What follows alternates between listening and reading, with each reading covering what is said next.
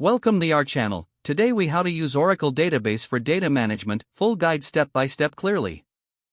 Start by downloading and installing Oracle Database from the official Oracle website. Ensure that your system meets the minimum requirements for installation. Launch the Oracle Universal Installer after the download is complete. Follow the on-screen instructions to proceed with the installation. Select the installation type that suits your needs. Usually, desktop class is recommended for beginners. Choose the installation location and configure the database name. Set the passwords for DBA users and select the character set for your database. Complete the installation process and launch Oracle SQL Developer from your programs list. Establish a connection to your Oracle database by entering the necessary credentials. Now, let's create a new database schema for your data management. Navigate to the Connections tab and right-click to create a new connection.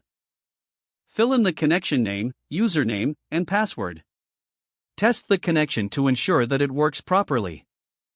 Once connected, you can create tables to store your data.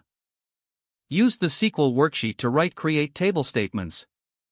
Define the columns and their data types according to your data requirements. Execute the statements to create the tables in your database. Next, you can insert data into your tables using the Insert Into statement. Write SQL queries to add records to your newly created tables. After populating the tables, you may want to retrieve data. Use the Select statement to query and view your data. Familiarize yourself with where clauses to filter your query results.